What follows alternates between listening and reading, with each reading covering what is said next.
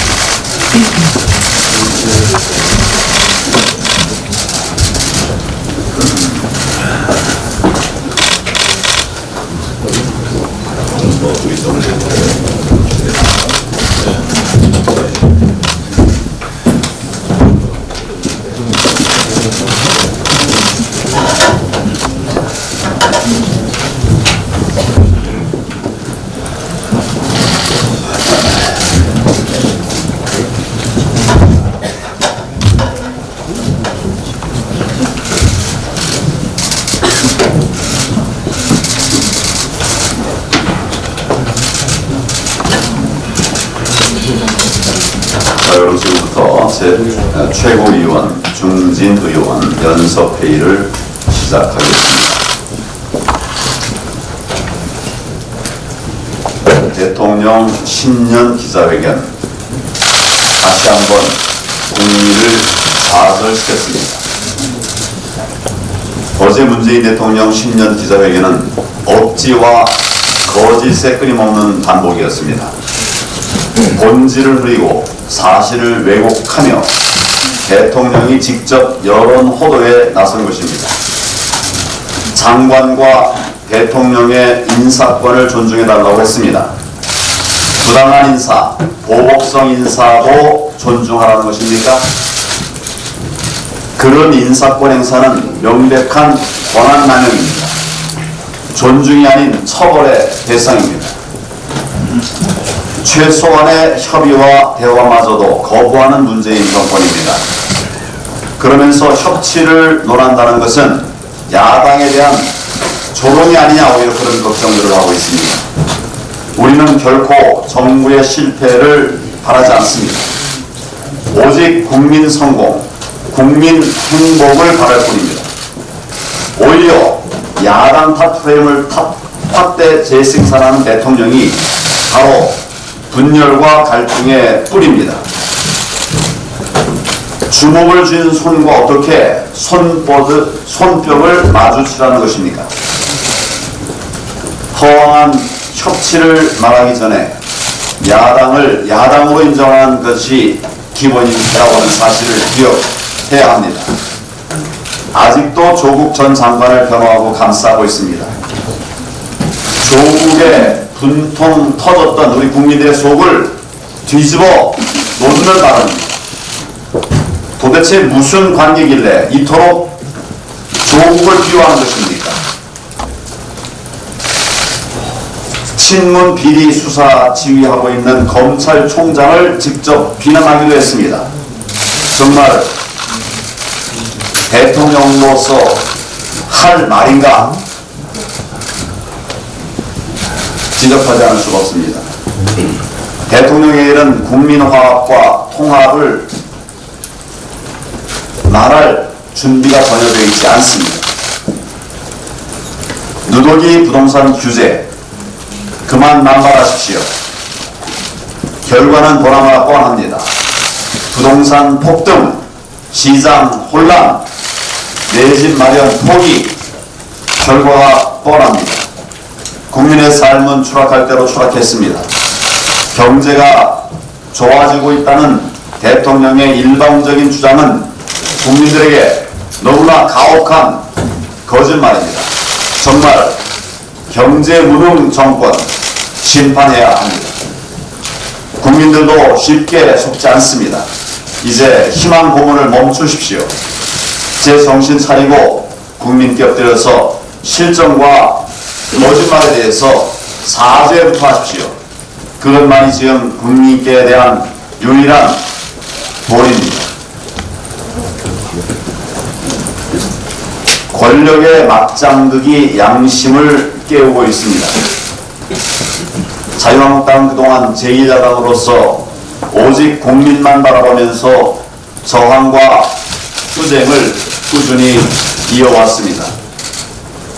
때로는 지치고 힘들었지만 언젠가는 국민들께서 알아주시리라고 하는 신념으로 여기까지 왔습니다.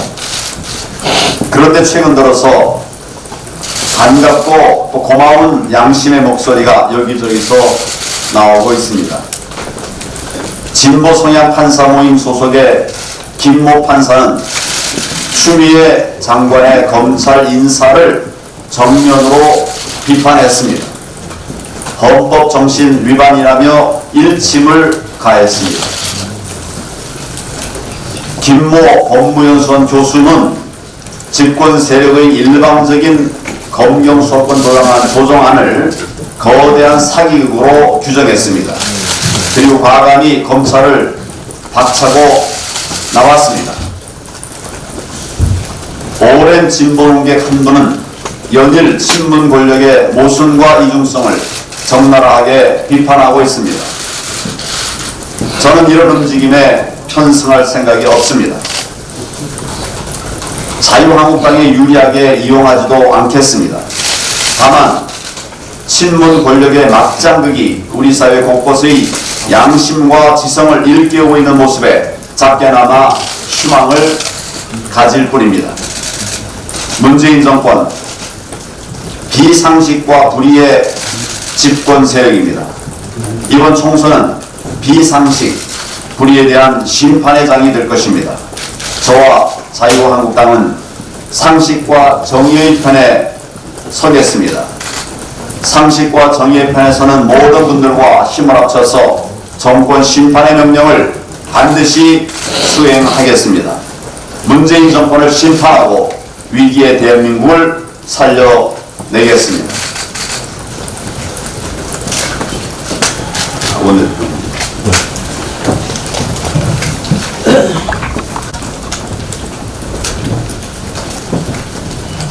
문재인 대통령의 신년 기자회견은 누가 뭐래도 나는 폭주기관차처럼 간다는 마이동풍식 회견이었습니다.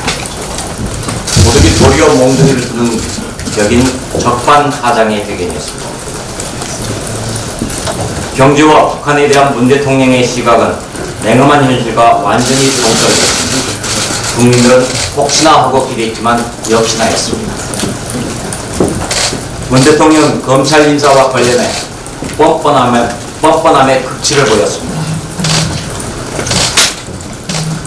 문 대통령은 살아있는 권력 범죄를 수사해온 검찰 책임자권을 모조리 수정해놓고 대통령의 인사권은 존중받아야 한다 운운했습니다. 짐은 곧 국가다라는 봉건의식이 문 대통령의 머릿속에 잔뜩 들어있는 것 같습니다. 문 대통령의 검찰대 학살 인사는 명백한 수사방해입니다. 미국 같으면 사법방해 혐의로 즉각 형사고발당했을 반민주적 행위였습니다.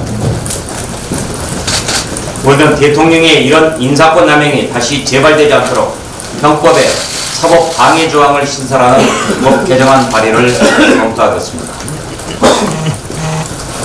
문 대통령은 취임 이후에는 검찰에 김학의 사건 등 특정 사건을 지목하면서 수사를 지시했습니다. 선택적 수사를 하라고 한 것입니다. 그랬던 문 대통령이 이제 와서 살아있는 권력을 겨냥한 선택적 수사는 안 된다고 하고 있으니 얼마나 이중적입니까? 문 대통령 자신이 임명했던 조국은 공정과 정의를 제반한 대표적 인물입니다. 그런 조국에 대해 문 대통령은 마음이 부들졌다고 말했습니다. 공정과 정의에 대한 대통령의 인식 수준이 고작 이 정도라는 걸 짚은 겁니다. 대통령이 말하는 공정과 정의가 미선이라는 것을 스스로 입증한 것입니다.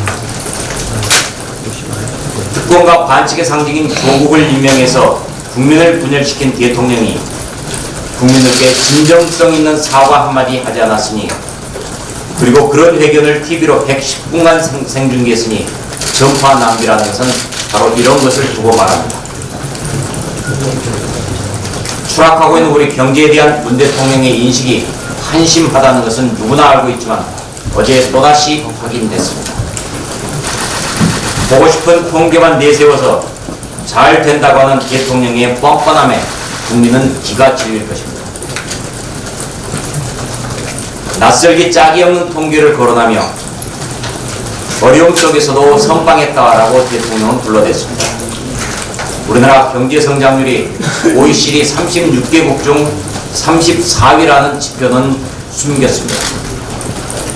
알고 싶은 것만 부각시킨다고 경제가 나아지는 것은 아닙니다. 문 대통령에게 충고합니다. 통계 조작 그만하고 제발 현실을 있는 그대로 보십시오. 북한 김정은에 대한 문 대통령의 스토킹 고질병 수준입니다. 북한에 대해 핵과 미사일을 고도화하고 있는 북한에 대해 경고 한마디 하지 않고 남북 협력 그리고 대북 제재 완화 타령만 하고 있으니 참으로 딱하다는 생각을 금치 못합니다. 문 대통령 제발 이성을 찾기 바랍니다. 잘못된 정책 즉각 폐기하고 현실에 맞는 정책을 수립하십시오. 민심의 바다에 분노의 물결이 일고 있다는 것 명심하십시오.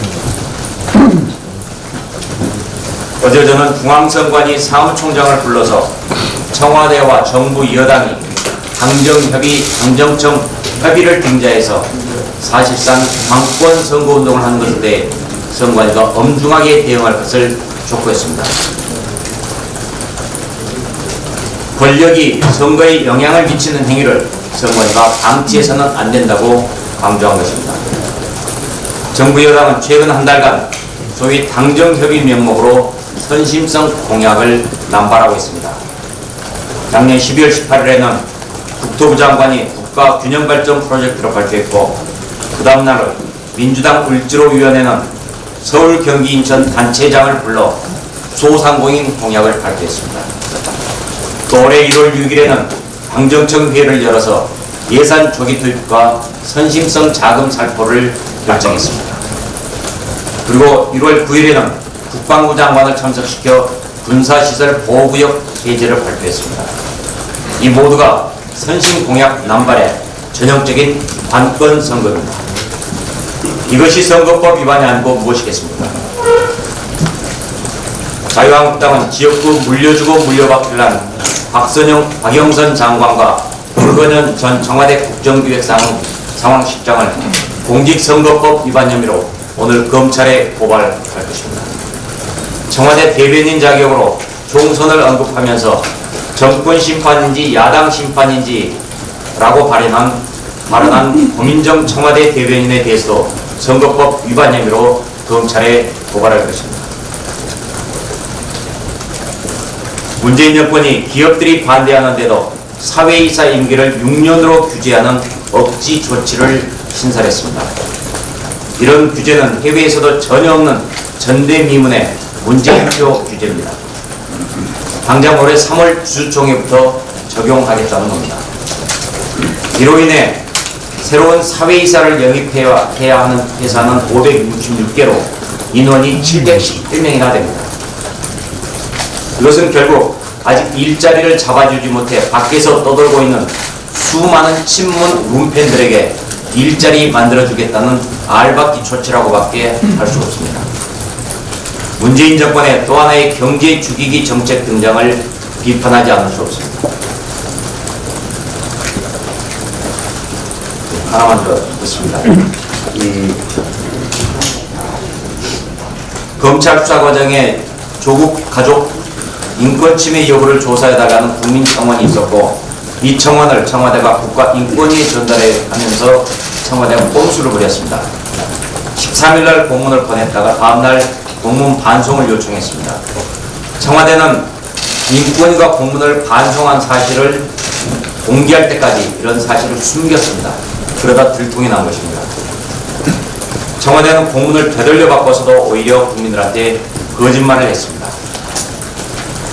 검찰이 마치 조국 가족을 인권 침해된 것처럼 홍보하려다가 청원인이 익명이어서 인권위에 회부할 요건이 되지 않은 것을 뒤늦게 알았던 것입니다. 그래서 은폐하려 했다가 들통이 난 것입니다.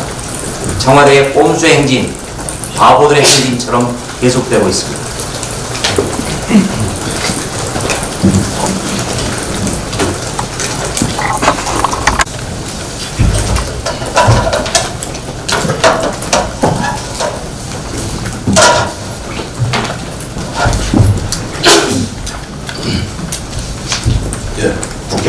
이주영 의원입니다. 문재인표 검찰개혁은 울림이 큰 어느 검사의 법복을 벗어 던지면서 읊은 귀고래사처럼 대사기극이고 반개혁임이 대통령 신년 기자회견을 통해서 분명해졌습니다. 문 대통령은 검찰의 선택적 수사는 신뢰를 잃는다면서 조국 관련 비리, 울산시장 선거 공작, 유재수 감찰 무마 사건 수사를 선택적 수사로 지칭했습니다. 그러나 살아있는 권력의 남용과 비리에 추상 같은 수사 권력을 들이댈 수 있도록 환경을 만들어주는 것이 진정한 검찰 개혁인 만큼 윤석열 총장 체제에서 이번 수사만큼은 국민들의 박수를 받고 있음이 분명합니다. 문 대통령이 팔을 걷어붙이고 특별수사 지시를 내렸던 대헌문건, 박찬주 대장, 김학의 사건 수사야말로 대통령의 선택적 수사 지시의 대표적 사례들입니다.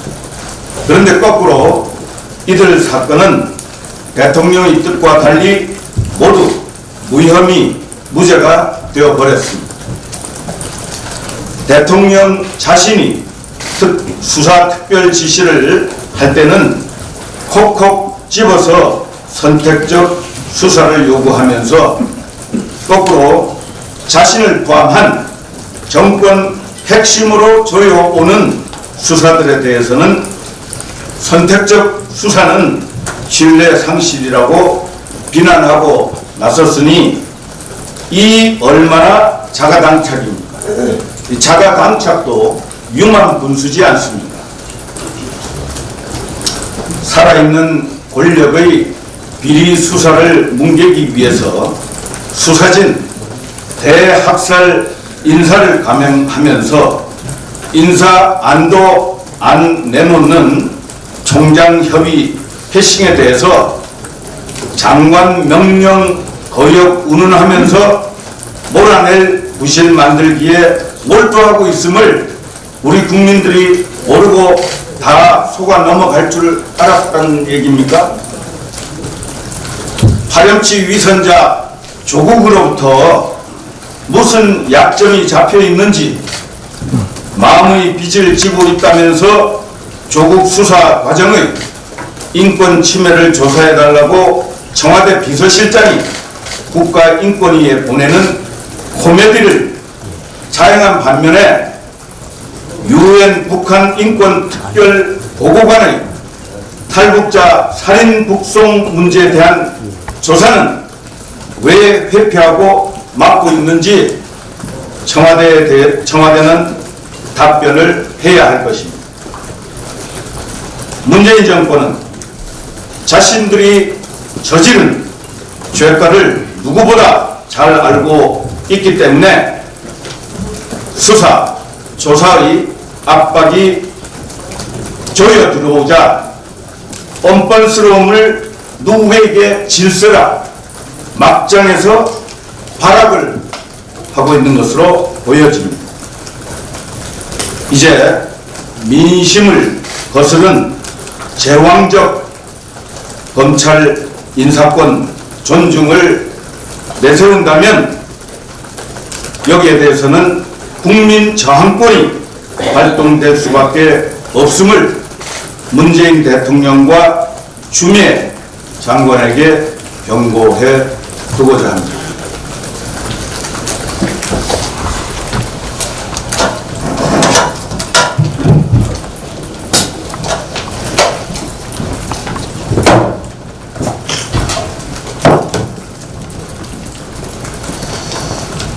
오늘은 신상 발언을 하겠습니다. 14대용 무슨 스코어인지 아십니까? 문재인 정권 출범 이후에 지금까지 야당과 여당이 각 의원직에 대한 상실 숫자입니다. 정말 아무리 생각해 봐도 이해할 수 없는 숫자입니다. 2년 반 전 문재인 정권이 출범하고 소위 적폐청산이라는 미명 아래 대대적인 정치 보복, 야당 의원에 대한 표적 수사, 탄압 수사가 이어졌고 우리 당 출신 두 분의 대통령은 영화의 몸이 되셨습니다. 우리 당의 수많은 의원들이 여러 형태로 표적과 탄압의 대상이 되어 힘든 시간을 감내해야 했습니다. 과거에는 그래도 기계적으로 여야 의원들의 균형을 맞췄습니다.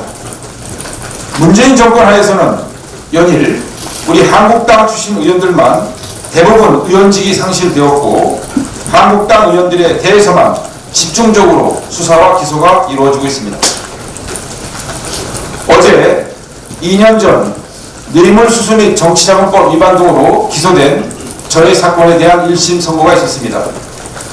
저는 누구한테도 모소나 고발을 당하지 않은 상황에서 정권이 바뀐 후 어느 날 갑자기 철저하게 먼지털이식 신상털기로 표적 수사를 받았습니다.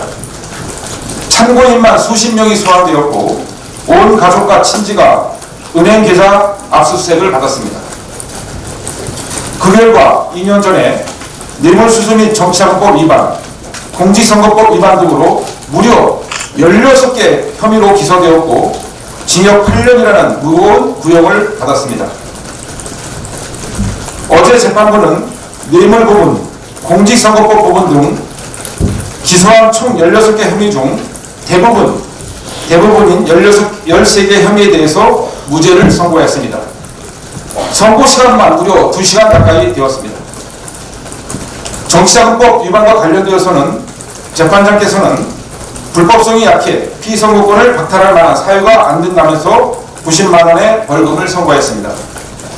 다만 새롭게 알선수재 혐의에 대해서는 10월이 선고되었는데 이는 사실과 전혀 다릅니다.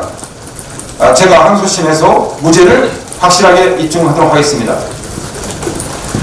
지금 저 말고도 한국당 의원들에 대한 기소와 재판이 패스트트랙 사건을 포함해서 끊임없이 이어지고 있는 상황이고 보수를 괴멸하겠다는 현 정권의 무자비한 폭정으로 인해서 총선을 앞둔 지금 총선의 최대 격전지가 될 수도권을 중심으로 수많은 한국당 의원들에 대한 다양한 형태의 수사와 기소, 재판이 이루어지고 있어서 총선에서 힘겨운 사투를 벌이고 있는 안타까운 상황입니다. 당 지도부는 현 정권의 탄압에 의해 표적에 의해 고통받고 있는 의원들이 정치적인, 법적인 불이익을 당하지 않도록 각별한 대책을 세워줄 것을 건의드립니다. 현 정권이 우리 당을 흔들 때일수록 우리 모두 당대표님을 중심으로 똘똘 뭉쳐 4.15 총선에서 압도적인 승리를 거두는 것만이 문재인 정권의 독재를 막아내고 사라져가고 있는 자유와 민주를 회복시킬 수 있는 일기림을 인식하고 함께 힘을 모아가야 할 것입니다.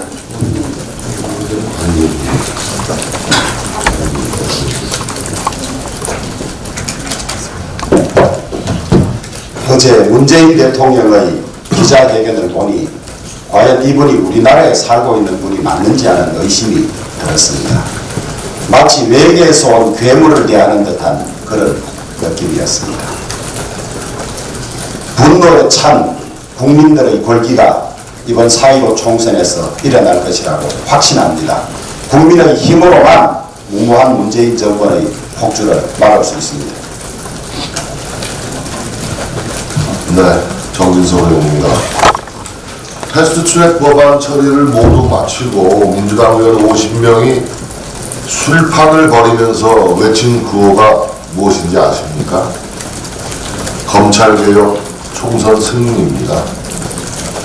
모골이 성현합니다. 대통령과 법무부 장관이 나서도 사법방해 수사 방해를 일삼는 것이 검찰 개혁입니까? 여당은 좀 자중자애하는 것 아닙니까? 국민을 오만하고 교만한 권력에는 바로 등을 돌립니다. 국민은 바다고 정권은 이력 편주에 불과한 것을 왜 모릅니까? 조국 사건과 이른바 하대감 사건, 하명수사, 대출비리, 감찰무마 사건, 그동안 제기된 각종 의혹의 방대함과 대통령 법무부 장관, 민주당의 수사 방해 등을 감안하면 이제는 특검을 통해서 그 진상을 명명백백하게 규명해야 한다고 생각합니다. 필요한 국정조사도 실시해야 된다고 요구합니다. 특검은 더 이상 미룰 일이 아닙니다. 충분한 인력과 수사기관 등이 제도적으로 뒷받침되어야만 그 결과를 비로소 국민들은 납득할 수 있을 것입니다. 이 땅에 정의를 실현할 의지가 조금만이라도 있다면 특검을 마다할 이유가 전혀 없는 것입니다. 어제 기자회견에서 대통령은 법무부 장관이 검찰총장에게 의견 개진 기회를 주었는데 검찰에서 제3의 장소에 인사 명단을 가져와야만 의견을 개진할 수 있다고 하는 것은 인사 프로세스에 대해 역행하는 것이다. 이렇게 말씀을 하셨어요. 아니, 제가 아는 상식으로는 그동안 검찰 인사는 법무부 장관, 검찰국장, 청와대 민정수석 세 사람이 제3의 장소, 거의 호텔 등을 이용했다고 합니다. 이런 데서 인사협의를 해왔던 게 오랜 관행이에요. 이 사실을 대통령도 모를 리가 없어요. 왜? 대통령도 민정수석을 했으니까 아마도 당시의 검찰 인사도 민정수석인 지금의 문재인 대통령도 제3의 장소에서 인사협의를 했을 것으로 저는 추정합니다. 그런데 마치 이런 요구를 검찰이 했는지는 모르지만 검찰을 나무라는 듯이 전혀 부적절한 요청을 검찰이 한 것처럼 밀어붙이는 대통령의 인식에 대해서 매우 유감스럽다는 말씀을 드립니다. 어제 조국 씨를 향해서 지금까지 고초만으로도 저는 아주 크게 마음의 빚을 졌습니다라고 대통령은 말씀하셨습니다. 국민들에게 진 빚이 아니고 범죄자 조국에게 빚을 졌다는 것입니다. 매우 부적절한, 매우 잘못된 언급입니다. 특혜, 반칙, 파렴치 행위가 드러났고 뇌물수수 등 12가지 혐의로 재판에 넘겨진 조국 씨를 향해 대통령이 마치 무고한 사람이 희생당한 듯 말씀을 하고 있습니다. 심지어 법원도 조국 씨에 대해서 우리 사회의 근간인 법치주의를 후퇴시켰다, 죄질이 좋지 않다, 이렇게 언급하고 있습니다. 그런 조국 씨에 대해서 마음에 빚을 졌다니요, 법을 지키며 살아가는 국민들을 우롱하는 언사가 아니고 무엇입니까? 조국 씨는 어떤 범죄를 저질러도 대통령이 싸고도는 최측근 비선실세입니다. 민의와 상식을 거슬러 조국 씨 임명을 강행함으로써 청년들 가슴에 대못을 박았고 우리 국민들을 광화문과 서초동으로 니편 내편 분열시키고 거리로 몰아낸 장본인이 바로 문재인 대통령 아닙니까? 이 나라가 문재인 대통령과 조국 씨의 나라입니까? 국민을 진정 생각하는 대통령이라면 조국 씨를 임명한 것부터 100번 사죄하는 것이 최소한의 도리라고 생각합니다. 반성은 없고 망상만 있는 기자회견이었습니다. 도대체 조국 씨에게 얼마나 큰 빚을 졌길래, 무슨 비밀을 들켰길래 윤석열 검찰총장 손발 자르고 검찰 직제 개편 항명몰이로 진실을 덮으려고 하는 겁니까? 살아있는 권력 엄정하게 수사하라는 대통령의 말씀 이미 허언이 되고 말았습니다. 문재인 대통령이 빚진 게 어디 조국뿐입니까? 당선이 소원이라고 한 30년 지기 절친 송철호, 재인이 형이라고 불렀을 만큼 가까운 사이 유재수, 우리들 병원 특혜대출 의혹 양정철, 드루킹 댓글 조작 김경수, 송인배까지 빚 갚다가 대한민국 거덜날 지경입니다. 국민들의 인내력을 더 이상 시험하지 말기 바랍니다. 윤석열 검찰이 수사하고 있고 법원이 유무죄를 판단합니다. 범죄자 조국에 대한 대통령과 법무부 장관의 수사 방해, 사법 방해야말로 범죄이고 국정농단, 사법 동단일 수밖에 없습니다.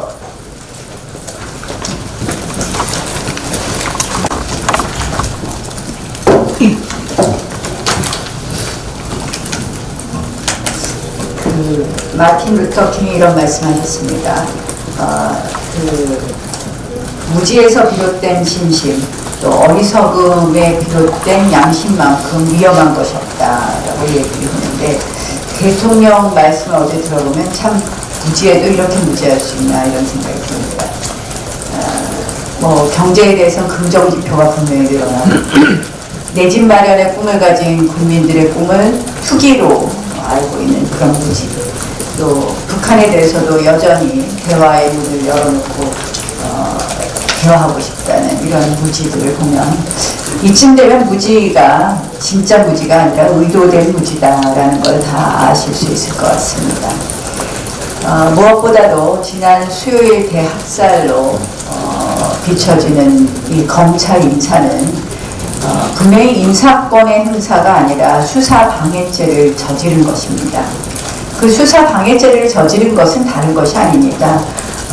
결국 유재수 감찰무마 의혹, 그리고 울산시장 선거 개입의 그 수사의 칼날이 청와대 핵심부로 이르자 그 수사의 칼을 피하기 위한 명백한 수사 방해이고 사법 방해입니다. 닉슨 대통령을 하야시킨 것은 도청이 아니라 은폐다. 이것이 워싱턴 포스트지의 평가였습니다. 맞습니다. 저는 이쯤 되는 사법 방해, 수사 방해에 대해서 저희는 과연 이 자유민주주의 국가 대한민국, 법치주의 국가 대한민국에서 있을 수 있는 것인가?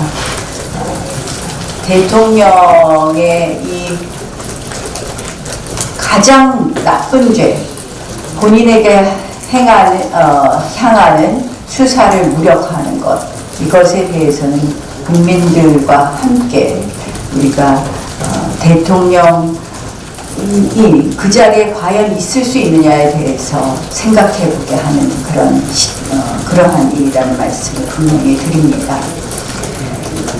어제 대통령께서 이런 말씀하셨습니다. 야당이 정부가 일하지 못하겠다, 국회에서. 이렇게 제대로 일하지 않는 것은 안 된다고 봅니다, 국회가. 그래서 힘을 합쳐서 국민의 통합의 방향으로 가야 되는데, 분열과 정치권이 앞장서서 국민을 분열시키고 갈등을 조장했다, 이런 이야기를 했습니다. 또한 다음 총선에서 그런 정치 문화는 달라지기를 바란다. 이건 무슨 말씀입니까? 결국 제1야당의 존재를 부정하고 한마디로 제1야당을 괴멸시키자, 그 명백한 선거운동 아닙니까? 저는 이번 4.15 총선에서 국민들께서 이러한 오만하고 무도한 정권을 반드시 심판해 주실 거라고 확신합니다.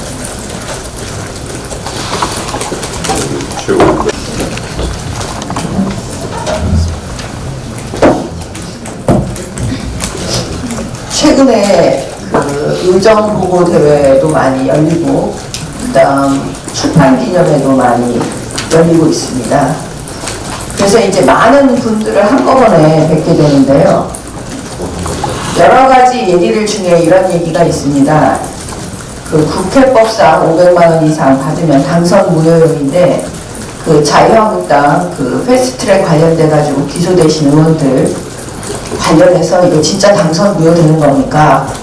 아마 제가 검사 출신인 걸 알고 많은 분들이 제게 질문을 하시는 것 같아요. 그래서 이 부분에 대해서 당원들께만 제가 말씀을 좀 많이 드렸는데, 국민들께도 미리 좀 말씀을 드리겠습니다. 요즘 재판을 받거나 그 검찰에 기소당하신 분들이 참 이런 얘기를 많이 해요. 저는 이런 얘기는 살다 요즘에 처음 들었는데, 판사가, 의원님, 판사가 좌파래요. 판사가 이상한 사람이래요. 뭐 판사가 무슨 인권법 어쩌고 그런 거래요. 이거 이상하지 않아요? 이거 정상적인 판결이 나오겠어요? 요즘은 재판받는 사람들이 이런 말씀을 하신다니까요. 그전에는 이런 얘기를 한 적이 없었어요. 판사를 공격해도 아유 판사가 그 당사자하고 친하대요 이런 얘기를 했지, 판사가 좌파래요, 무슨 인권법 단체에 있었대요, 무슨 민병이래요, 이런 얘기 안 했었거든요. 이게 문재인 정권의 특징입니다. 지금 문재인 대통령이 매사 이상하게 비정상적으로 비상식적으로 계속 얘기를 하니까 사람들이 지금 다 그런 식으로 이 재판에 대한 불신, 판사에 대한 불신이 아주 극도로 가고 있어요. 보세요. 이사회를 소집을 할 때, 예를 들면 이사회 소집할 때 어떻게 하시는지 아십니까? 이사회 소집 통보를 반드시 해줘야 됩니다. 절차에 있어서 굉장히 중요합니다. 만약에 소집 통보하지 않고 이사회를 열면 그건 흠결이 커서 무효예요. 이사회가 무효라니까요. 국회법상에서의 이 회의라는 것도 마찬가지입니다. 일시 장소를 특정해서 알려줘야 돼요, 미리. 그런데 지난번에 그 패스트트랙 할 때 여러분 기억하시죠? 국민 여러분 기억하십니까? 일시 장소를 특정해서 자유한국당한테 알려주질 않았어요. 그 민주당 4+1인지 민주당인지. 그래서 국회의원들이 항의를 하기 위해서 이리 갔다 저리 갔다 회의 장소가 바뀌었다 하면 난리가 났습니다. 이거는 기본적으로 뭐냐, 적법한 그 절차를 국회가 어긴 거예요. 회의라고 볼 수가 없는 겁니다. 그래서 저희가 말씀드리는 겁니다. 이거는 이 회의 자체가 적법하지 않기 때문에 하자가 커서 무효이기 때문에 방해라는 것 자체가 있을 수가 없는 겁니다. 이게 정상적인 판사라면 이런 논리에 다 귀결이 되는 거거든요.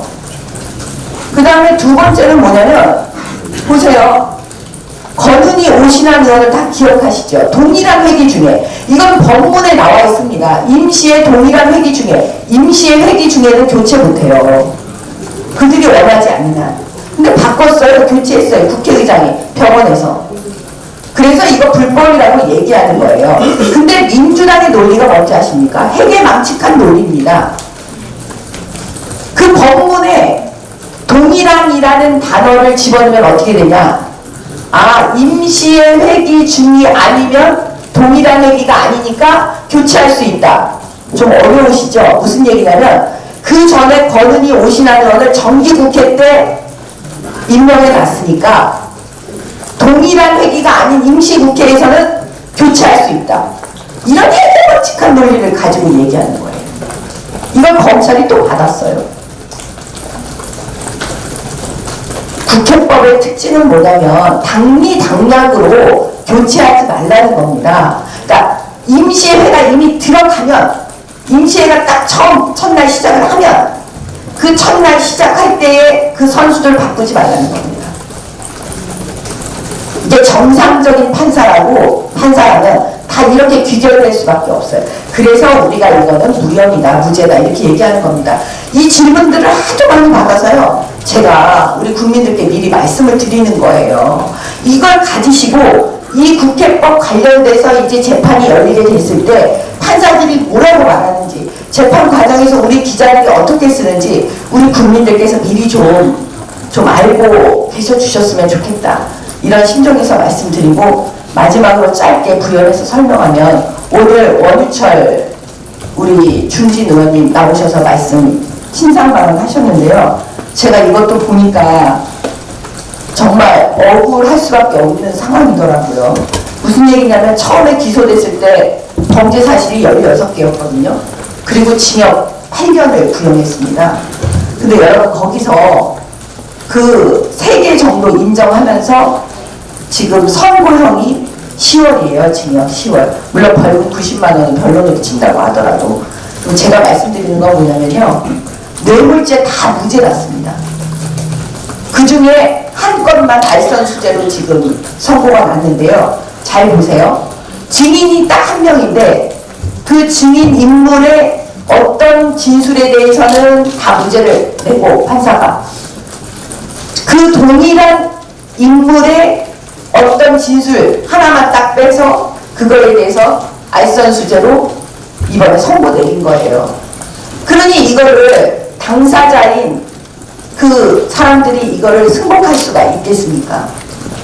그러면 사람들이 묻습니다. 이 판사 도대체 누구냐? 이 사람 좌파 아니냐?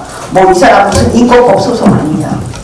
이런 부분에 대해서 우리 당도 잘 점검을 해야 될 필요가 있다고 생각합니다. 이상입니다.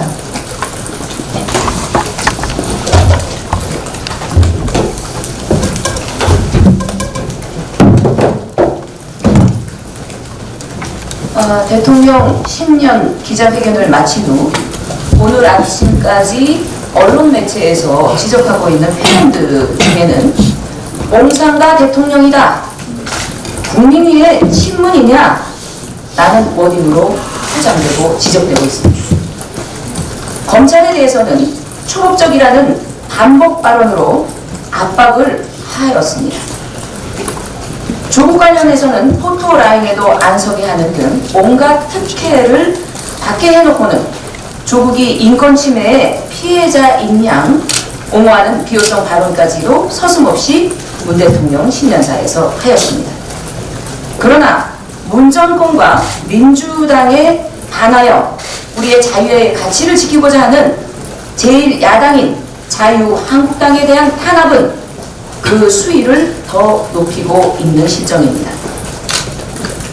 조금 전 모두 발언을 통해서 우리 원유철 중진 의원님께서 제1심 재판에서 판결을 받은 내용은 본인 자신이 모든 혐의를 부정하면서 그리고 모든 증거를 제시했음에도 불구하고 피를 말리듯 2년여의 시간을 끌고 그러더니만 뇌물수수와 정치자금법 혐의로 심각한 징역 10월의 구형을 어제 재판부는 선고 결정을 내렸습니다. 앞으로 자유한국당에 소속된 의원 중에서 서너 분이 지금 이와 유사한 내용으로 재판을 기다리고 있습니다. 제1야당인 자유한국당을 적폐로 몰아치며 털고 털어도 나오지 않는 혐의를 올가매기 위해서 표적 수사로 일관하고 몰아붙이고 있습니다. 그동안 저희 자유한국당에서는 이분들에 대해서 옹호하거나 비호하거나 대변인적인 역할의 노력에 좀 게을리했습니다. 더 이상 우리 자유한국당에서는 결코 방치해서는 안 된다는 그 경각심을 갖고 있습니다. 문 정권이 일방적으로 유린하고 겁박하는 이 행태를 문재인 정권에 맞서서 싸우고 그 칼질을 당하고 있는 우리 당의 자산인 여러 의원님들을 이제는 더 이상 방치해서는 안 되겠습니다. 좀 더 이분들을 위로하고 적극적인 방어의 자세로 힘을 모아야만 할 것 같습니다. 절대로 이분들에게 정치적인 불이익을 주거나 방치해서는 안 된다고 생각합니다. 이제는 적극적으로 우리 식구를 감싸고 위로하고 함께 동지애적으로 이 모든 물결을 이겨내야만 한다고 생각합니다. 이상입니다. 예, 공개 발언은 되게 하셨죠? 네, 그러면 지금부터 회의를 비공개로 진행하겠습니다.